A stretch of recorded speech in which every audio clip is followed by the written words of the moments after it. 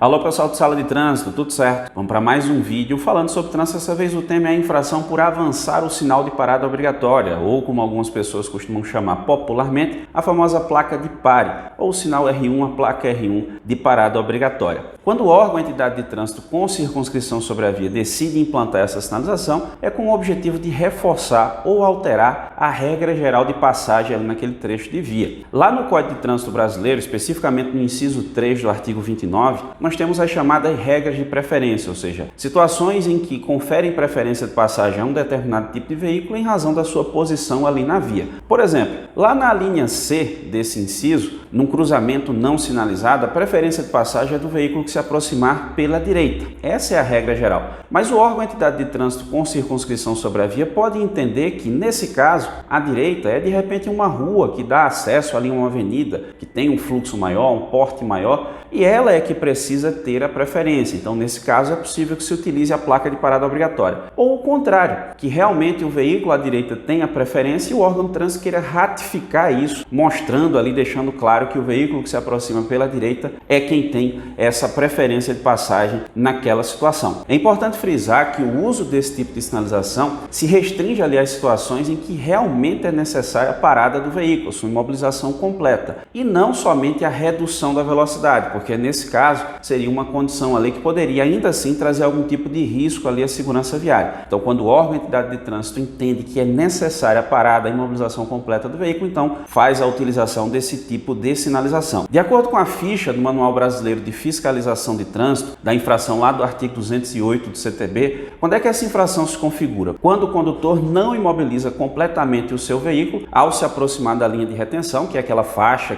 branca que fica ali antes da placa, e que vale lembrar que ela não é obrigatória para configurar a infração, ou quando ele não imobiliza completamente o seu veículo ao se aproximar da chamada zona de conflito, que é aquele encontro ali entre as duas vias naquele cruzamento, naquela interseção. Então, o condutor que diz respeito a essa regra vai estar cometendo ali a infração do artigo 208 do CTB, que é uma infração de natureza gravíssima. Vão ser registrados ali 7 pontos no prontuário, além de uma multa de R$ 293,47, porque você desobedeceu aquela sinalização de regulamentação e acabou avançando o sinal de parada obrigatória, trazendo ali algum tipo de risco à segurança viária que a legislação de trânsito proíbe expressamente nesse caso. Agora, existem hipóteses ali em que a infração não vai existir, como por exemplo, se a sinalização ela tiver algum problema, ou seja, existe algum tipo de defeito na sinalização, não cabe infração, ou se não houver a sinalização de regulamentação, também não vai caber infração. Lembrando que não tem a linha de retenção. Nesse caso aí, se eu for autuado, eu posso alegar isso na minha defesa? Não, porque a linha de retenção ela não é obrigatória nesse caso para configurar a infração. Obrigatória é a placa de regulamentação. Outro ponto importante que também não vai configurar a infração: se por acaso existir algum tipo de sinalização que permita a livre passagem pela direita, como está previsto lá no artigo 44A do Código de Trânsito Brasileiro, em que se permite ali a livre passagem pela direita, desde que exista sinalização que permita tal manobra. E por fim, saiba que a constatação dessa infração por parte do agente da autoridade de trânsito não precisa de abordagem, ou seja, se o agente da autoridade de trânsito está no local e constatou efetivamente o cometimento da infração, ele não precisa abordar o seu veículo para autuar. O próprio Manual Brasileiro de Fiscalização de Trânsito, na ficha de fiscalização dessa infração do artigo 208 CTB, ela permite a autuação sem abordagem. E você, já se deparou com essa situação?